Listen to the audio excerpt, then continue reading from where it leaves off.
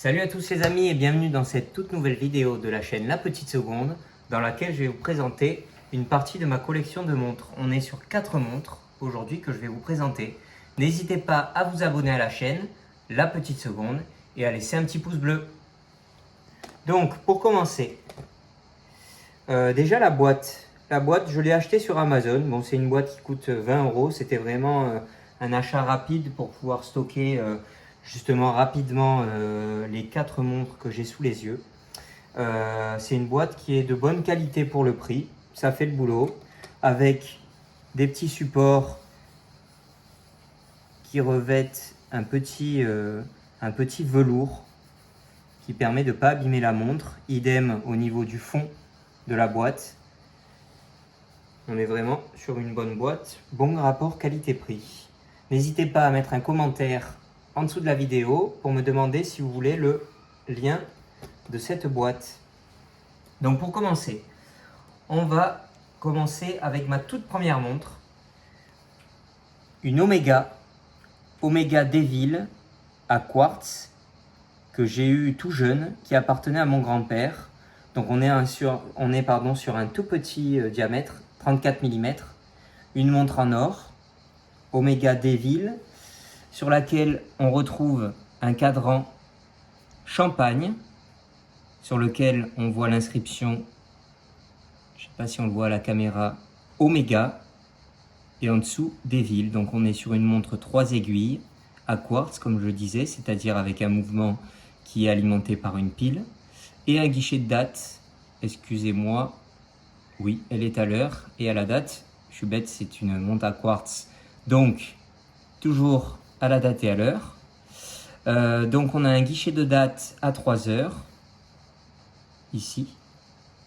Ensuite, on a un boîtier qui est biton, avec une couleur en or sur le devant, puis en acier derrière. Et on a une couronne en or, avec le tout petit signe Omega.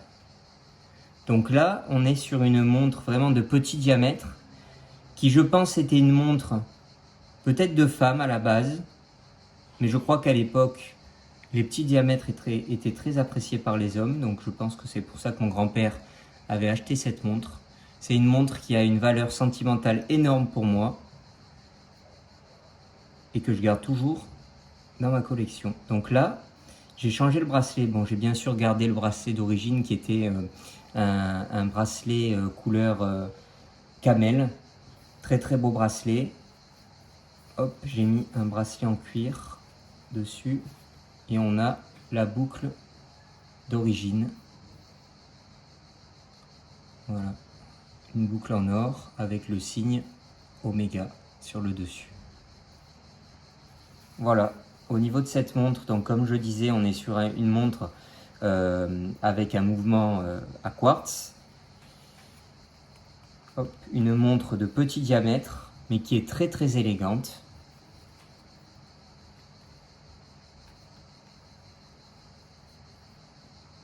Voilà pour cette Omega Devil. Ensuite, on passe à la Tissot PRX. Tissot PRX, donc en 41 mm. Une montre que j'ai achetée juste après la Rolex. Une montre qui m'a beaucoup plu, mais qui est quand même assez imposante avec ses 41 mm. Je pense que c'est dû au boîtier, au bracelet intégré. Donc là, on est sur une montre qui est avec un cadran noir, un petit peu gaufré, sur lequel on retrouve l'inscription Tissot 1853 PRX Powermatic 80. Powermatic 80 pour le mouvement que l'on retrouve à l'intérieur de la montre, qui est un mouvement avec 80 heures de réserve de marche, automatique, avec un rotor bidirectionnel. Donc cette montre est une 3 aiguilles, sur le cadran on peut retrouver des index qui sont appliqués et sur lequel on retrouve du superluminova, une matière luminescente, excusez-moi, qui ne fait pas beaucoup le boulot. Ça a le mérite d'exister, mais ça ne sert pas à grand chose. On a l'inscription Swiss Made tout en bas du cadran. Donc comme je disais, on est sur un boîtier sur lequel est intégré le bracelet. Donc là, on retrouve un bracelet en acier avec un fermoir à ouverture papillon que l'on peut ouvrir comme ceci. Au dos du boîtier, on peut retrouver une glace en saphir et le mouvement. Très très sympa de pouvoir voir le mouvement à travers cette glace. On est sur une montre qui a une étanchéité de 100 mètres, qui n'a pas de couronne vissée. Et donc comme je le disais, moi le seul souci que je trouve à cette montre, c'est en fait la grosseur au poignet. Je vais vous montrer. Donc moi je porte mes montres à droite, parce que je suis gaucher. Et vous voyez, sur un petit poignet, c'est quand même assez imposant. Ça n'empêche pas qu'elle est très très belle. Pour moi, c'est une montre vraiment rapport qualité-prix qui est top. On est sur une montre qui est à 700 € avec le bracelet en acier. Moi, j'avais acheté la montre avec le bracelet en cuir, puis j'ai acheté le bracelet en acier un petit peu après. Le bracelet qui est à 120 €, je crois, de mémoire.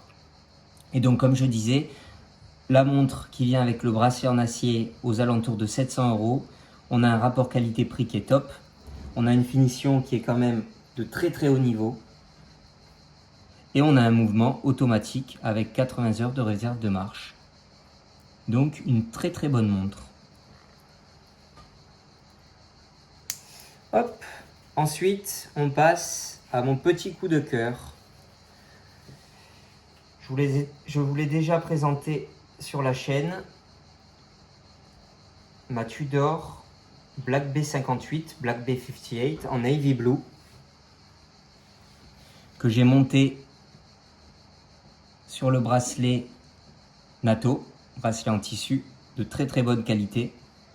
Donc comme je vous l'ai déjà présenté, je vous invite à aller voir la vidéo qui se trouve sur ma chaîne. On est sur une montre de plongée navy blue, donc on a le cadran bleu, la lunette bleue tournante unidirectionnelle graduée.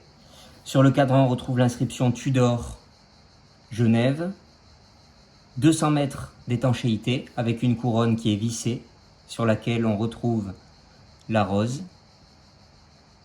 Le logo est différent sur le cadran puisque c'est l'emblème Tudor. Et c'est une montre que j'ai achetée en juin et que je porte depuis tous les jours.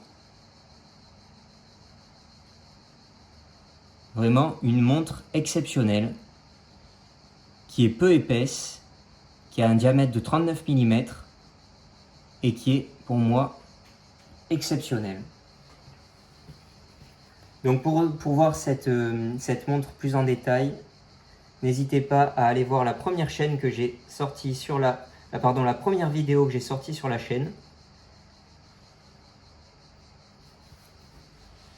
Et ensuite, ma première montre de luxe, entre guillemets, que j'ai acheté juste... c'est la première montre que j'ai achetée en fait, puisque l'Omega m'a été donné par ma grand-mère. Donc Rolex Datejust. Rolex Datejust en 36 mm sur un bracelet jubilé. Donc on est sur une montre avec un cadran bleu soleillé qui est vraiment magnifique, sur lequel on retrouve la couronne Rolex, l'inscription Rolex Oyster Perpetual Datejust. On a la date à 3 heures et on a l'inscription chronomètre certifié. Donc c'est une montre qui est bien sûr certifiée par le COSC. Tout en bas, on retrouve l'inscription Swiss Made. On est sur une version avec la lunette cannelée et bien sûr le bracelet jubilé. C'est pour moi le modèle idéal, la version idéale de la Datejust. La lunette cannelée et le bracelet jubilé se marient très bien ensemble. On a le cyclope également au niveau de la date. Et on retrouve une couronne vissée avec dessus la couronne Rolex. Une montre magnifique, élégante, un petit peu sportive, qui peut se porter dans toutes les conditions, qui est une montre vraiment incroyable. Ma première montre de luxe encore entre guillemets, mais qui est exceptionnelle. Voilà, c'est à peu près tout pour cette partie de ma collection.